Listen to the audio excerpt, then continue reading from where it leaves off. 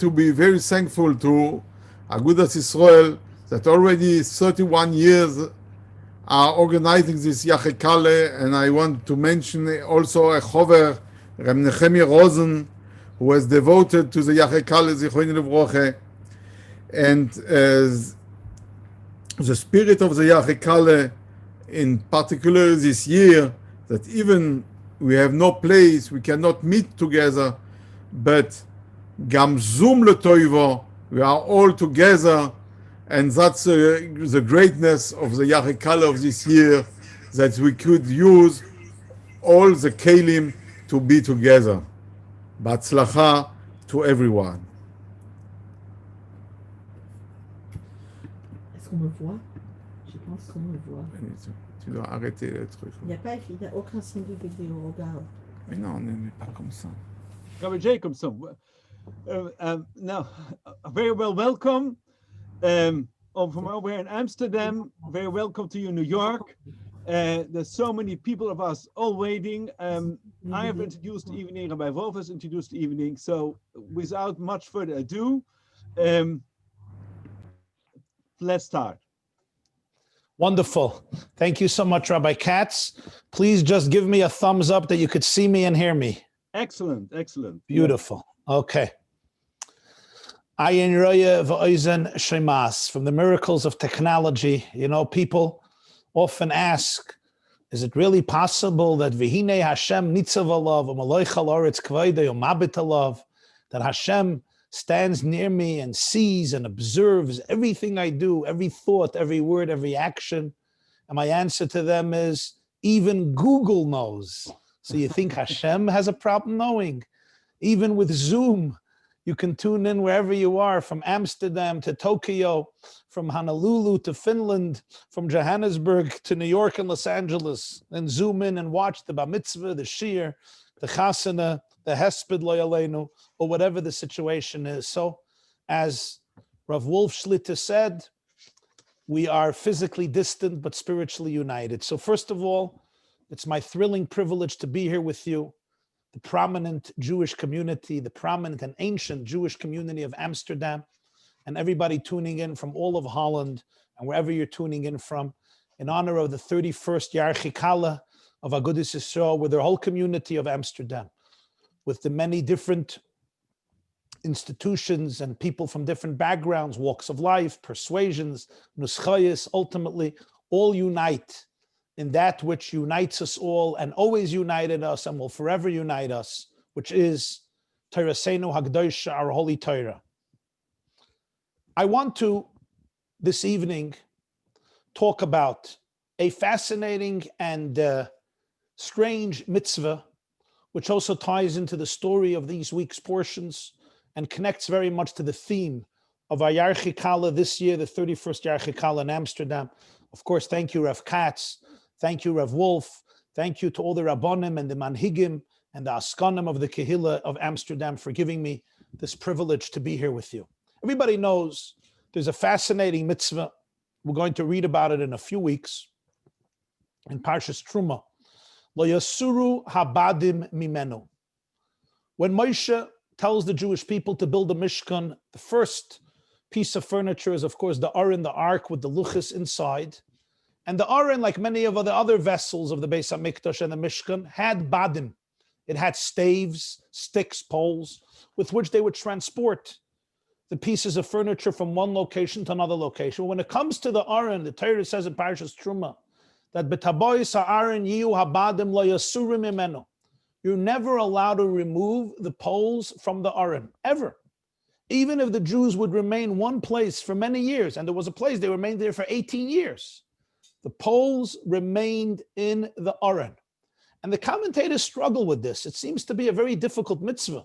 The Rambam enumerates it as one of the 365 mitzvahs loisasa. He says, Kol ha-meiser badon, if somebody actually removes the poles of the Aron loike, there's a penalty of lashes, theoretically, of course, with Edim and Asra, etc. And the question is, what's the gewalt? What's the big deal if I remove the poles?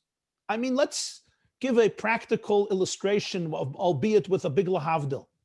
If you buy a most extraordinary, exquisite painting that costs $20 million to hang it up in your living room, a salon in Amsterdam, and it comes with a special suitcase in which it was wrapped, are you going to leave the suitcase right near the portrait, right near the painting? Your wife says you put it in storage. When we're going to move, we're going to bring it out of storage, and then we'll pack up this expensive piece of art and move. Why do you need the poles in the aron? And if it's sticking out from the pareiches, it seems disrespectful. Let's keep the ark here, take away the poles, put them away in storage. When we have to move, we'll take out the poles and we'll put it in the aron. And what happens when they were in Shiloh for 369 years? Do you really need the poles for so long? In the aron, what's the logic? And different commentators give different perspectives. There's the explanation, the Rambam discusses it, the Ramban discusses it, the Moreh Nevuchim discusses it, the Chizkuni, the Sefer HaChinuch discusses it. One of the basic, very famous interpretations is because when they're moving, they might be in a rush. Because the cloud goes up, it's time to move. And in haste, they may forget to tighten the poles. So they're going to take the poles out of storage, put it in the rings on the sides of the aron, and they're going to start carrying the aron. Avodas HaKodesh Aleim Bakosif, you so start carrying the aron. And what happens if the poles were not tightened well? Chas v'shalom. It can't hold the aron, and the aron could fall. And the aron that has the luchas, this would be the most disgraceful and humiliating thing that can happen. And therefore, the Torah says, do not allow such circumstances to happen. How? If you keep the poles there always, so it's always ready to travel, it's always fastened, it's tight, and at a moment's notice, you're ready to roll, you're ready to march on the parade, on the Talucha, Al Pi Hashem Yisu, Al Pi Hashem Yachanu. That's one interpretation. There are other interpretations. But I want to share with you, my dearest friends, an extraordinary interpretation that was presented by two people, Shnei Neviim Nisnabu B'Signoin Echad, two of the great contemporary Mefarshim. The first by Reb Shimshon Raphael Hirsch in his German commentary on Chumash, the Hirsch Chumash. Of course, Reb Shimshon Raphael Hirsch, who passed away in the 1880s, the Rav of Frankfurt am Main in Germany. And similar idea in the Meshech Chochmah, the commentary on Chumash by Rabbeinu Meir Simcha Kohen of Dvinsk, who lived a few decades later and passed away in the 1920s, Tofresh Pei Vov, I think, 1926, the Rav of Dvinsk, the Rav of the Ashkenazim of Dvinsk in Latvia. In his commentary, Meshech Chochmah, Meshech is, of course, the acronym of his name, Meir Simcha Kohen, and these were his children because Meir Simcha did not have children, or when he passed away, there were no children. And they both say a marvelous, marvelous insight, why the Badim had to be in the Aron. And the point they make is as follows, that the staves in the Aron represented the Koyach HaNitzchias, the power of eternity of the Jewish people. Because we have to ask a very simple question. Mi shama kazois, mi pilel kazois. Can we imagine a scenario where a nation should be exiled from its epicenter, from its homeland, not for a few years, but for hundreds of years, for thousands of years, without political sovereignty, without military sovereignty, without a unifying piece of land that brings them together, without a unifying language, without a unifying territory, a unifying culture. A nation should be scattered in all four corners of the world, from Eastern Europe to Western Europe, from Amsterdam to Odessa, from Lviv to Sosnovitz, from Tashkent to Samarkand, from Brazil to Tokyo, from Melbourne to Johannesburg, from Los Angeles all the way down to Peru, scattered across the whole world, and yet maintain its identity, maintain not only its longevity, but its powerful instinct and drive for success and growth and prosperity. I don't know if you know this, but in 1989, a Jewish author by the name of Roger Kamenetz recorded this in his book, The Jew and the Lotus. The Dalai Lama summoned a group of Jews and he consulted with them. And he asked them the following question. It's been a half a century since the Chinese exiled us from Tibet.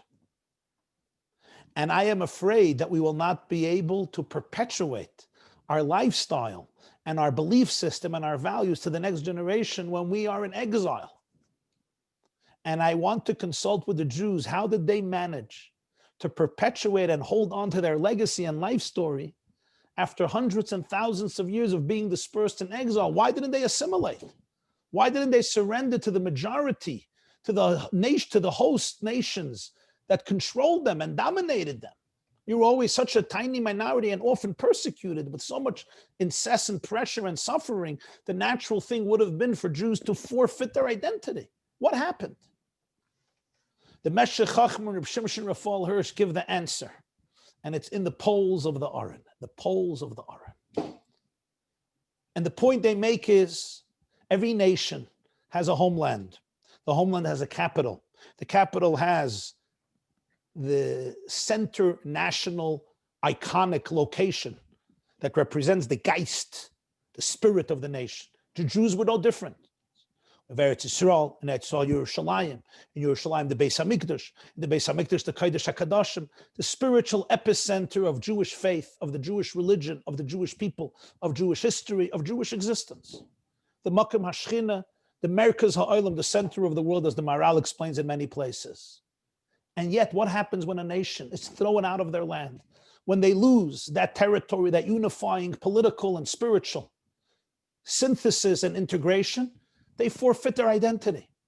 So the Ribbono Shel Olam told the Jewish people, make sure that inside your Aron you put poles, and the poles allow you to transport the Aron to teach you that as long as you will take the Aron along with you wherever you journey and travel, on the world stage, you will never, ever forfeit your identity, because you will always be taking Yerushalayim and Eretz Yisrael and the Beis HaMikdash and the Kodesh HaKadoshim with you, even if not physically, but spiritually and emotionally and psychologically and academically. And this is indeed what happened, because the poles were always in the Aron. So therefore, even when Yerushalayim was being decimated and the Beis HaMikdash was going up in flames, the Jewish people always took those poles and transported the Aron HaKodesh, the Torah, wherever they went, creating yeshivas and batei ulpana, chadorim and Talmud Torahs, batei knesiyas and batei medrashim, shiurim and chavrusas, learning biyachid and learning barabim. They continued to learn and bequeath Torah to their children and grandchildren, to their communities, to their loved ones. And what happened? Wherever we went, the Aron HaKodesh came along with us, and therefore Eretz Yisrael came along with us, Yerushalayim came along with us, the Beis HaMikdash came along with us, the Kodesh HaKadoshim came along with us. We always remained in our homeland. There was a Jew in Germany who unfortunately converted to Christianity. His name was Heinrich Heine. He was a great poet.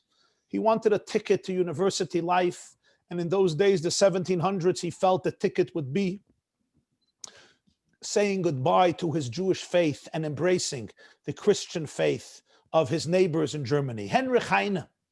And I once read a story that he was once sitting with a bunch of German intellectuals. Remember, this is the 18th century. And they were mocking the Jewish people, and they said, this is a parasitic people. They don't even have their own homeland. Remember, these are the 1700s. They don't even have their own homeland. And Heine corrected them, and he said, you got it wrong. The Jewish people have a homeland. It's a portable homeland. This Jew got it right. Am Meshumad is a geven, but he was sadly, but he was toifus, this nekuda. The Jews have a homeland. It's a portable homeland. We took our homeland with us wherever we went, and therefore we were never exiled from our homeland. Sagt die Gemara in Menachos, Kala Oisik B'Toras Oila Kilu Hikriv Oila, Kala Oisik B'Toras Chatas Kilu Hikriv Chatas, Kala Oisik B'Toras Asham Kilu Hikriv Asham. Pas the Zois HaToira La Oila La Mincha V'La Chatas La Zavach HaShlama. The Jewish people may not have had the physical chatos, the physical oil, the physical shlamim, but we learned Masechta Zvachim, and Masechta Menachos, and Masechta Chulin, and Masechta B'Chodesh, and Masechta Erkin, and Masechta Temura. And therefore we know all the halachas of Temura, and the halachas of Pigul, and Noiser, and Kedushas Haguf, and Kedushas Domim, and Kolaroy Lebila, and Minchas Machavas, and all the Heimine Menachos. And Lishmo, and Shaloi Lishmo, and Dinei Kmitza, and Dinei Zrika Saddam, Lamailo, Lamata, Chutas Sikra, Oila, Chatas Asham. and dinim of chutz lamakim and chutz lizman. The halachas of kedushas mechitzas and kedushas Yerushalayim and kedushas ma'aser sheni and gedarim of truma and ma'aser rishon and bikurim. All these concepts remained alive, fertile in the Jewish imagination, where they were sitting in Brisk in Lithuania, in Warsaw in Poland, where they were sitting in Hungary or in Germany, in Amsterdam or any other place in Holland. B'chol mekaymas tfutzeiseim and Harving, on a Maram Shif or a Akiva Eiger, on a Tosfos or a Rashi, a Rashba or Ramban, a Machloikas Rambam or Ravid about Kedusha Rishayna, Kedusha Shniya, Kitchel Shaita, Kitchel Ozilova, a Gemara in Erkin. And suddenly, all of Jewish history was alive. The Beis HaMikdash was alive. Tumantara was alive. Just finished learning in Daf Hayomi, Reb Chanina's Gana Koyanim, that complicated sugi at the end of the first Perek of Pesachim. Those last dafim of Perek Rishon of Pesachim, one of the very, very intense and loaded and difficult and complicated sugyas. And I was teaching not long ago, Reb Chanina's Gana Koyanim, and I was telling the Chevra, you know, it's amazing. We're sitting here 2,000 years later in the United States of America, but suddenly we have the Eidus of Reb Chanina's Gan HaKoyin, Miyameim Shel Koyanim. And we suddenly learned about how Tumah passes from Avi Avois to an Av, from an Av to a Rishon, from a Rishon to a Sheni, from a Sheni to a Shlishi, from a Shlishi to a Revi. When the Sheretz is in the Keli and is Matama the Keli, can the Keli be Matama Oichel? And suddenly, life in Jerusalem 2,000 years ago, it's alive. It's alive in 2020 in Europe or in the America or wherever Jews are in the world. We had the Badim. There's the Aron had the poles. And so the Rebbeinu Shalom says, as long as your Aron has the poles, as long as you don't leave the Aron in one location, as long as you realize that the essence of the Jewish soul can be transported and taken with you wherever you go, you will never, ever be expelled from your homeland. Even when Galinu, it's still Artseinu. Why is it Artseinu and Galinu?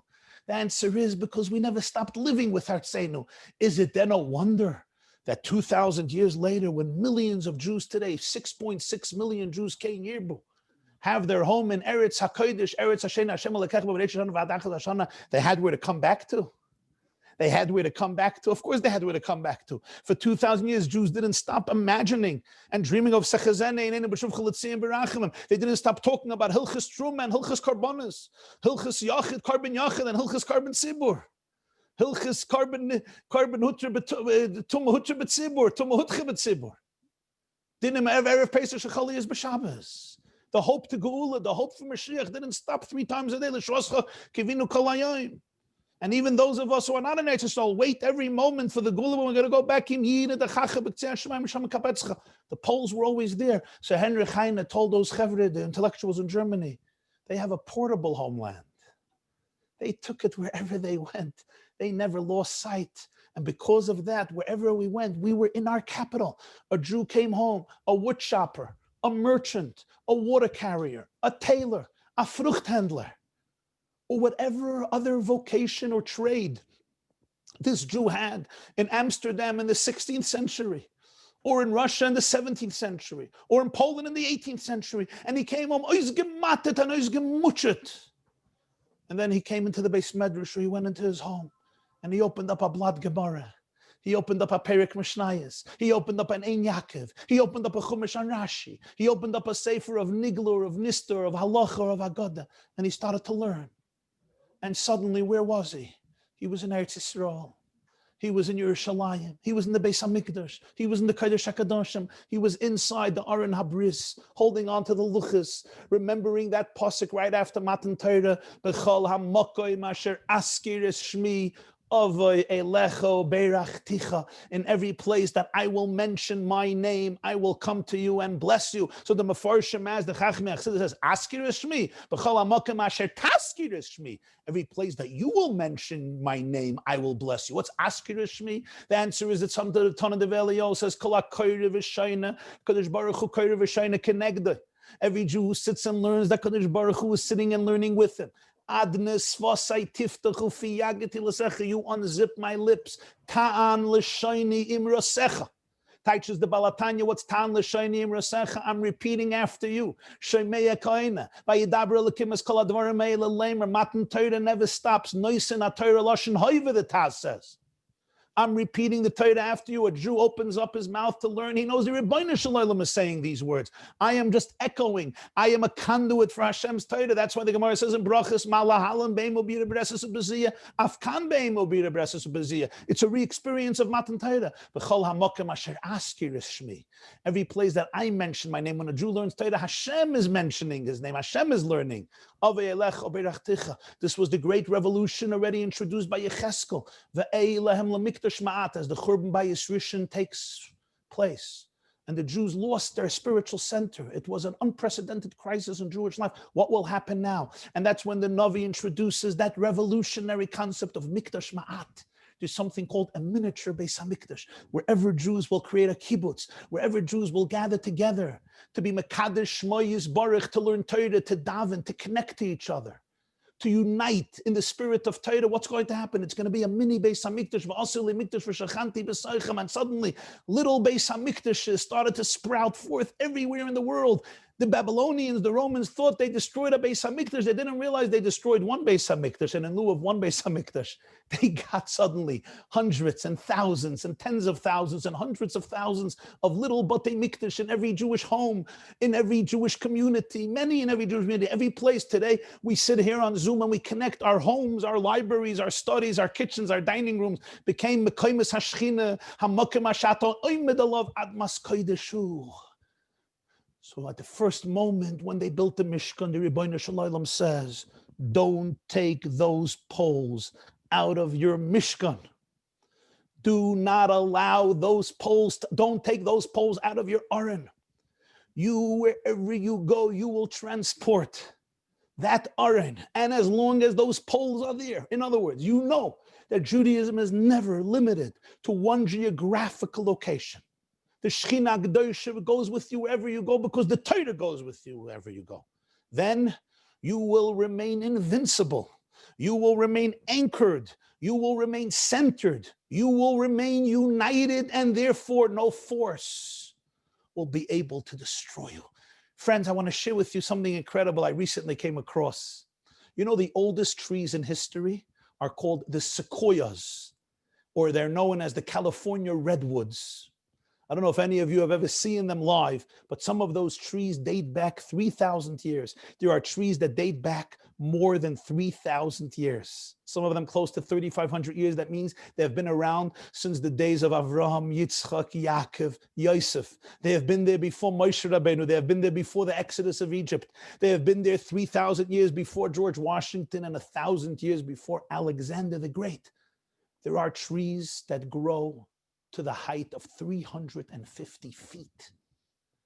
There are trees that their diameter is 56 feet. The botanists, the scientists were certain that the secret to the longevity of these trees must be their roots. Probably their roots penetrate so deep beneath the earth that they can survive any thunderstorm and they can weather any challenging climate. Perhaps they thought these roots go so deep onto the ground, maybe dozens of feet, maybe 100 feet, maybe 200 feet, and their roots are so deep. And this is what is responsible for the incredible lifespan of these trees, which is wondrous. How is it that a tree, which begins as a sapling, survives 3,000 years? Who survives 3,000 years? Forest fires in California, weather storms, thunderstorms, heavy rains, bacterias, infections, viruses, weeds, predators, and all types of things. How is it that these trees manage to endure and grow more and more and more? Must be the roots. The roots are so deep. They represent the koyach of the tree. How shocked were the botanists to learn in recent years that the roots of most of the sequoias are actually very, very shallow. Some of these California redwoods have roots that go down no more than 5 or 6 feet. This only startled them and astounded them. If this is the case, how did they survive? How? What's the secret? You know what they discovered? What these trees lack in depth, they make up in width. You see, the roots don't go down very deep, but the roots spread out very wide. And as the roots of one sequoia start spreading out far and wide, they interlock with the roots of another sequoia. And those roots interlock with the roots of another sequoia. And all of the roots become interlocked as they spread out far, far, far. When a weather comes, when a storm comes and threatens to fell and cut and destroy one tree, it's not fighting one tree. It's fighting dozens of trees which have interlocked and become intertwined and interconnected and become one. Above the surface, they're distinct. Below the surface, beneath the earth, beneath the ground, they're all one. The thunderstorm has no chance. It's not fighting one tree. It's taking down so many together. It has absolutely no chance. And they survive. And I thought to myself, people ask, what is the secret of the longevity of the Jewish people? Well, ki ha'adam eitz hasada. We are the sequoias of history. We, the Jews, are the California redwoods of history. We are the replica, the human replica of these trees. You know what our power is? As the Sfas Emes says, Shaloi echad bilvad amad aleinu l'chaleseinu. It's the loy echad. It's the fact that we're not echad. That in itself is our greatest threat. Shaloi echad bilvad. It's only the fact that loy echad, instead of realizing that we're echad, that we're one. The fact that we didn't realize the loy echad, that's amad aleinu l'chaleseinu. That's when the sequoia becomes so vulnerable to the various tsunamis of history. Above the surface, we're distinct. Every person has their light, their contribution, their unique personality. There's Beis Shammai and there's Beis Hillel. There's Reuven, there's Shimon, there's Levi, Yehuda, there's Yosef. Naro, Pashta. Mem tes ponim tar, mem tes ponim tamei. Beneath the earth, beneath the surface, if you go to the Pnimius, you're dealing with one organic neshama, with one larger holistic divine soul, with a chelik elokami mal. Hashem is not divisible into parts. We're not divisible into parts. Every neshama comes into its own guf. The Torah itself is also the same way. Yeshishim ribi oisis l'Torah. The Megal HaMukah says Yisrael Yeshishim ribi oisis l'Torah. Every letter has its shape, its unique contribution, its unique story, its unique narrative, its unique halachas of how you create that letter. And every letter has to be mukav gevil. Every letter has to have the white parchment around it, because every letter must be distinct, true to itself. It can't be mixed up with another letter. On the other hand, if you take out one letter, you don't have a Sefer Torah. The whole Sefer Torah is puzzle. Yisrael, Yeshishim ribi oisis l'Torah. Every one of us is a letter. The letter must be distinct and true to yourself. Mani Hillel Azakin says. It's one Sefer Torah. It's all integrated. It's all connected. The great breakdown between Yosef and his brothers started with Yachlu Dabre L'Shalom. They could not speak to each other peacefully. They could not communicate to each other. They could not listen to each other. So from one Beis HaMikdash was destroyed, came up a Mikdash Ma'at. The Badim were taken everywhere. And because the Urim was taken everywhere, as long as we held on to that Torah, we were united with one spirit, with one value system, with one God, with one faith, with one Yiddishkeit, with one Torah, with one mitzvah, with all the mitzvahs that united us. Ad hayoim hazeh. And therefore, in that sense, we were never exiled, even if we were geographically exiled. And we always had our eyes on the target. That's the secret of the Badim, according to the Meshech Chachma and according to Reb Shimshon Rafal Hirsch. It's what the Psad Yagon says in Amunas V'Deis. Umaseinu einenu uma, ki im b'Torah seh. Our nation is only a nation because of Torah. What connects the Jew from Sydney, Australia, with the Jew of Moscow? What connects the Jew in New York and Rockland County with the Jew of Amsterdam? What connects the Jew of Antwerp with the Jew of London, with the Jew of Paris, with the Jew of Portugal, with the Jew of Madrid?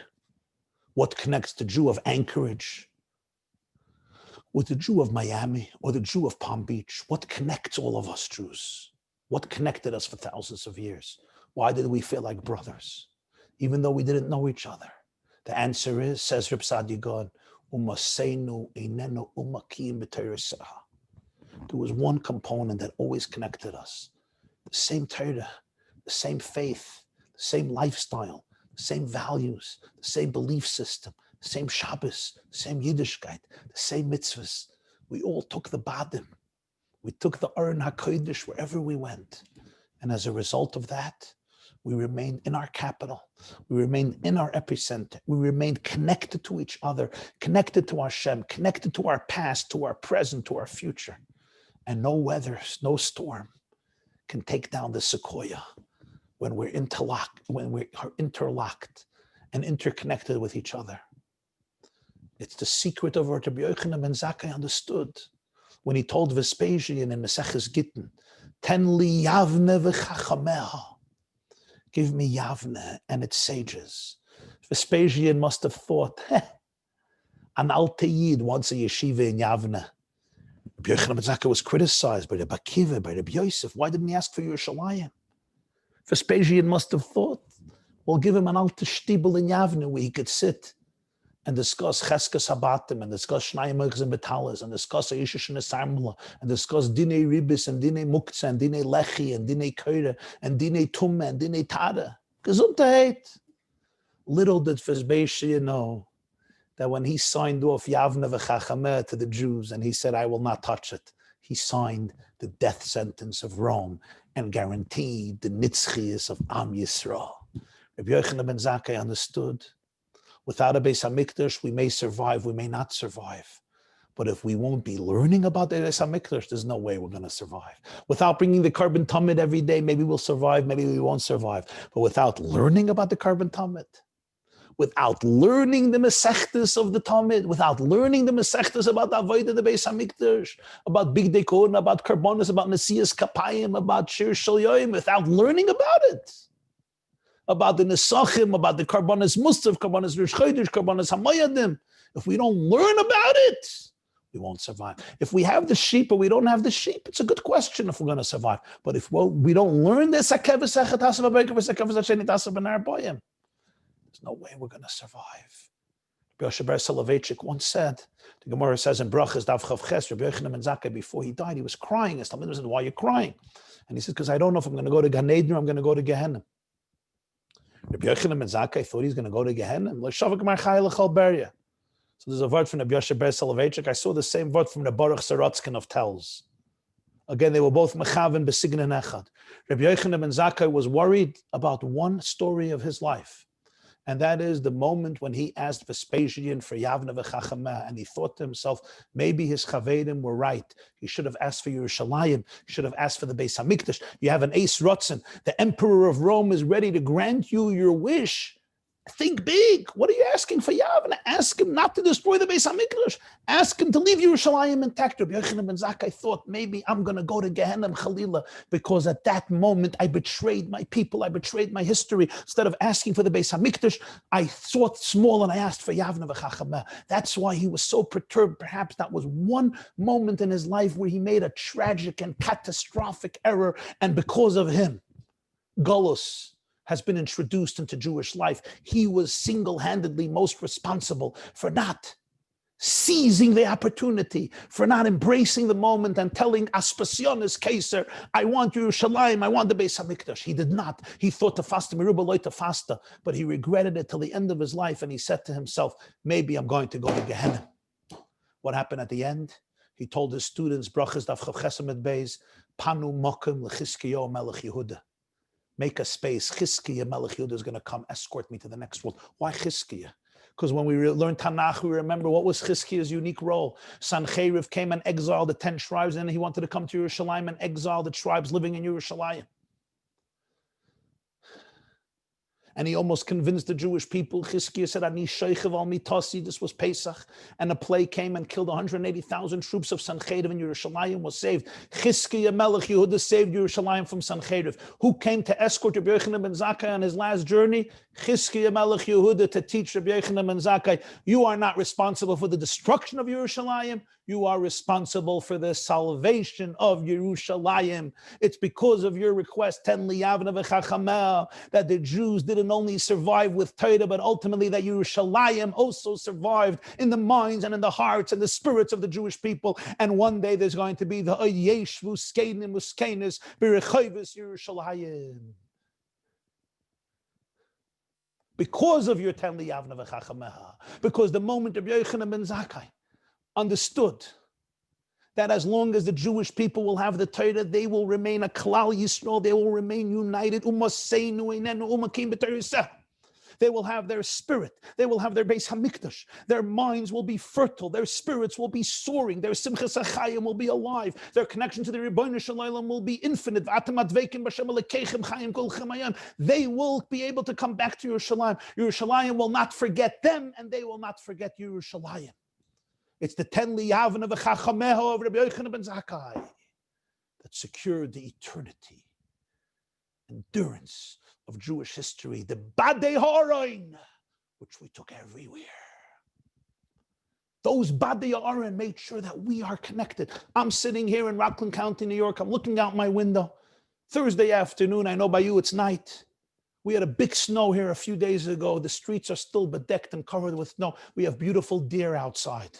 In addition to groundhogs and in addition to squirrels, in addition to some turkeys and roosters once in a while, until they went into hibernation, we had some beer in our backyard. And I'm looking outside in one little location in the world, Mein Kleine Loch here. And I'm speaking to Jews across the world in Amsterdam. As Rav Wolf said, Gam Zum L'Toiva. But we're connected. We're connected. We have a Sprach. We have a Shabbos together. We have a Torah together. We have a Parshas HaShavua together. Mi Pilozos. How does this happen? That's what Rabbi Yochanan ben Zakkai understood. The Jews will have one Sprach, one value system. You meet a Jew, and we're connected. We're connected. One God, one Shabbos, one Torah, one Yiddishkeit, one value system, one holy language, one holy land, one holy Beis Hamikdash. We're connected. And that Achdus pervades everybody. Yes, there's different nuschayas. This one davens Nusach Teiman, and this one davens Eidos HaMizrach, and this one davens Sfard, this one davens Ashkenaz. And the other 16 nuschayas there are. And then there are different opinions. 2 Jews, 19 opinions. Shalom Aleichem, Aleichem Shalom. They once asked, why is it I say Shalom Aleichem and you say Aleichem Shalom? Why can't you say Shalom Aleichem, Shalom Aleichem?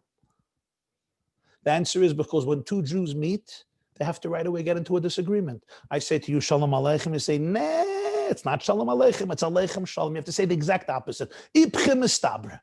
Once we establish that we have an argument, now we could start a conversation, and hopefully it can be civil. But the main thing is we have to establish that there's a vikuach between us. Once we have established there's an argument, Baruch Hashem, now there could be Shalom HaYisrael. Ein deyosei and Shabbos, the opinions are not identical. That's not the problem. The Gemara, the Tosfos says in Menachos, the Gemara speaks about a person who has 2 heads.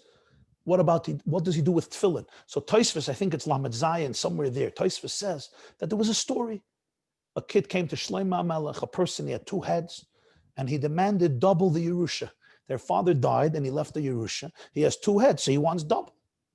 He doesn't want 1 building on 5th Avenue. He wants 2 buildings on 5th Avenue because he's a double person. Not bad. So what does Shlomo do? He says to blindfold one of the heads and to pour cholent, pour hot cholent. Tosfos doesn't say cholent. To pour hot cholent on the other head. If the head that's blindfolded cries and screams, we know it's 1 person. He gets 1 part of the Yerusha. If the other head doesn't scream, we know it's 2 people, and he gets double portion because it's not 1 person, it's 2 people, 2 organisms. What's the message of Tosfos? What's the message of Shlomo HaMelech's wisdom? And one of the powerful messages is this. We, Klal Yisrael, don't have 1 head. We have multiple heads. That's what the Mishnah says. Ein deyosei and Shabbos. No 2 Jews think alike. I once heard from Rabbi Sachs, Rabbi Jonathan Sachs, Rabbi Jonathan Sachs. And he said that he was once having a debate with Amos Oz. Amos Oz is the famous left-wing Israeli author. So Amos Oz starts off the debate. He says, Rabbi Sachs, I want to say on the onset, I will probably disagree with almost everything that you are going to say. But Rabbi Sachs, I want to tell you something else to make you feel a little better. I also disagree with almost everything that I say. We Jews don't have one head. We have multiple heads. Shalom aleichem, aleichem shalom. Everyone has their opinion, their perspective. You put Jews into a room, celebedik and freilich. Somebody once asked me, why is it so important to learn Gemara? They didn't have a geschmack in Gemara. And I said, above, if you want one very simple answer and a very balabadish answer, it's going to help in your shalom bayis. He said, how's it going to help my shalom bayis? I said, first of all, when you tudurich hasugya, and it's a geschmackes sugya, and your head is filled with Torah, you're already in a better place. Besides, what does the Gemara teach you? The Gemara teaches you that you can debate and argue and disagree and remain best friends. Like the Mishnah in Eruvin, Beis Shammai and Beis Hillel remain best friends. Ha'emes v'hashalom ha'hevel lo nimnu. They never stopped connecting to each other. V'lo yoed ela shemagdiv min divrei Beis Shammai l'divrei Beis Hillel.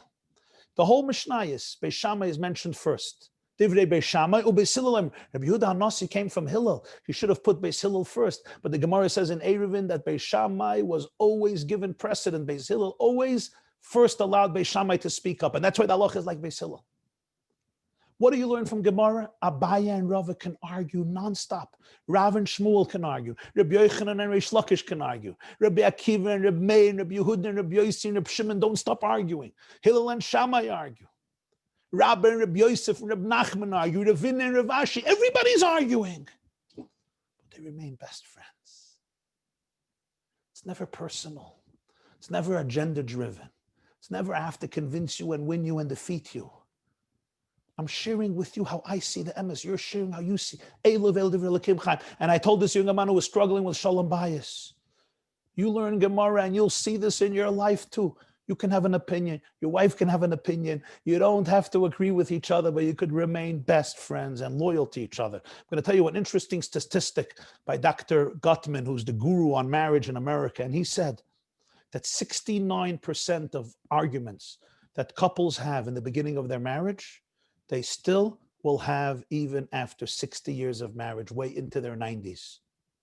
Often people think in a good marriage, they settle all the disagreements. In a bad marriage, they don't stop arguing. He said that's not true.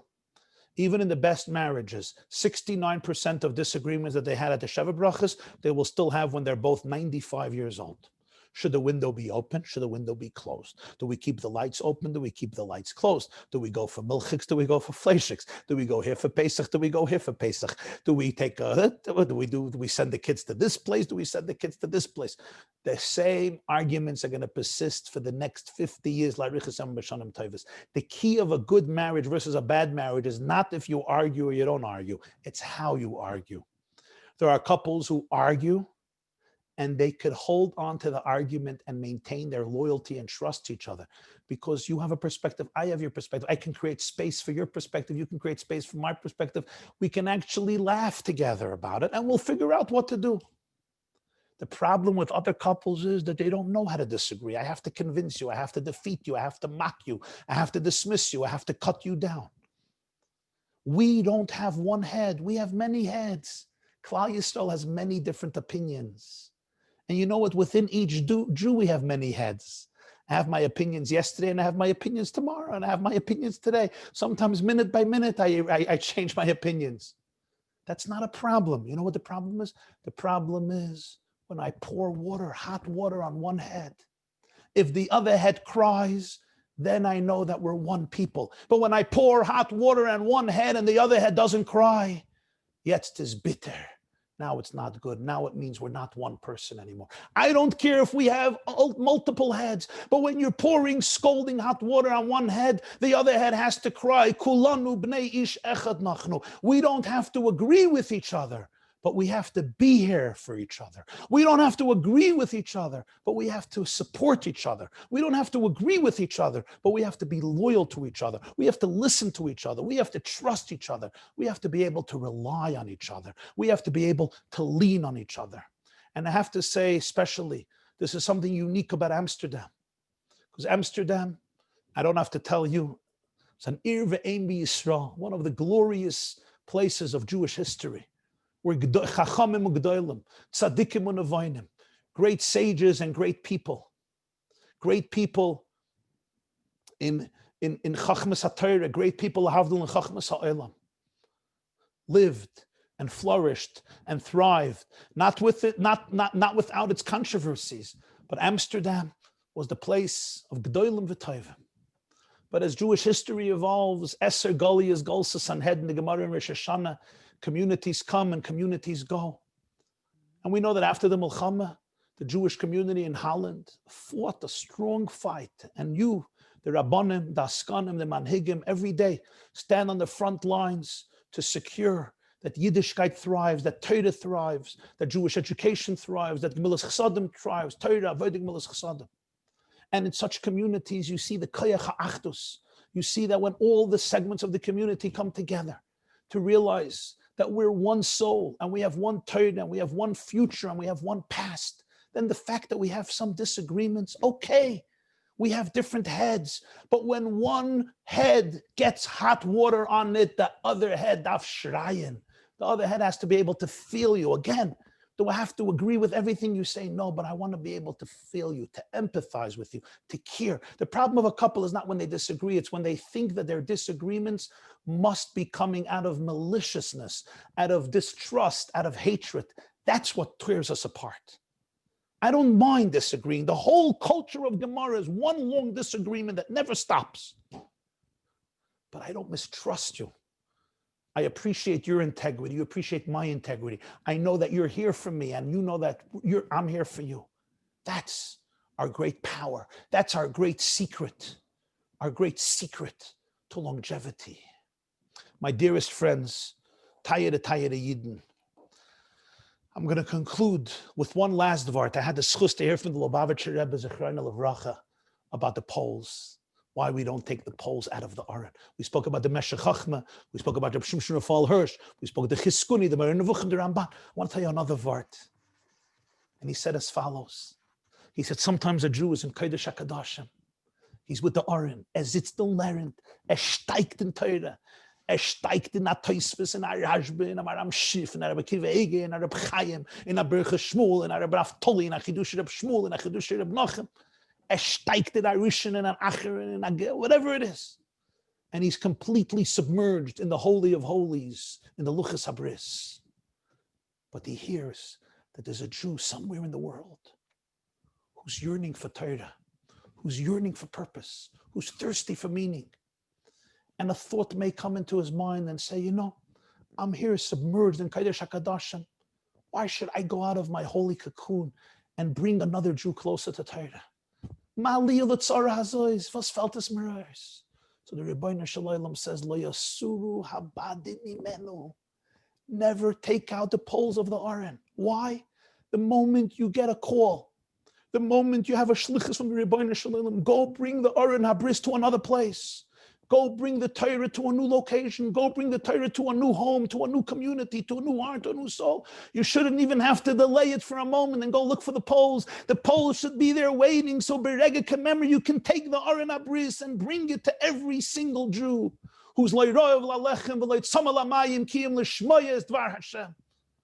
We live in a time when there's so many of our young men and women who are re'evim, they're thirsty for meaning and purpose and teichen in life and hiskashrus and dvekas for the hydrating, for the flowing waters of Be'er Mayim Chayim, of the Torah and Mayim Ala Torah, as the Gemara says in Baba Kama. So Hashem says, keep those poles on. Don't take out those poles.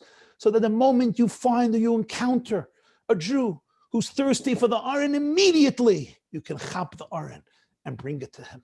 Because our calling today as Jews is to remember that the Achdus of Klal Yisrael includes every single Jew. And lo yidach mimenu nidach, no Jew will ultimately be left behind. As the Shalor writes, the Arizal writes, the Mefanu writes, that after everything we speak about, chelik or eine chelik le'elam haba, sof kol sof, every single neshama will come to its tikkun. Dorshe Rishumas Amru, that even those people in Sanhedrin yeshlam chelik le'elam haba, as the Gemara says, Reb Tzaddik is ma'arich in this at length. And therefore we live in a time, every heart and every soul must be inspired and can be brought closer to Torah. But for this, my Aron has to have the badim. Hashem says, never take out the badim. Never allow yourself to become smug and complacent and paralyzed and just say, Aniyas nafshi hitzalti, I am happy, I'm in Kodesh HaKadoshim, I'm in Amsterdam, ich sitz mit mein Gemara, I'm wonderful. Remember, the Aron needs the badim. At a moment's call, open your heart to the Kol Yeled Boicha, to every child, yearning and thriving, thirsty for Torah, so that we should be able to take the gift of Torah and reach out to whoever we can reach out in Amsterdam, Ubnoiseha v'Hagalil, to be able to bring the gift of Torah, the koyach of Torah, the achdus of Torah, the meaning of Torah, the eternity of Torah, the sweetness of Torah, and the timelessness and purposefulness of Torah to each one of our brothers and sisters in Amsterdam and Holland and the world over. There's such a kar nirchav today for avodas hakodesh of harvatas HaTorah, especially with Corona, especially with quarantine. In the state, so many people are quarantined. The malls are closed and the theaters are closed. The clubs are closed. The bowling alleys are closed. A lot of the libraries are closed. The courthouses are closed. A lot of the entertainment centers of the world, tourism is closed. So people are sitting like Rav Lechem Lishmoyes Dvar Hashem. Every person can today seize an opportunity and reach out to 1 Jew, 2 Jews, 5 Jews, 10 Jews, 15 Jews, in one way or another, relatives or friends of friends or friends of relatives or employees or employers or partners or random people that I can reach out and say a vort, to be mechaya nefesh, to bring them closer to their heritage, to their faith, to Torah and mitzvahs.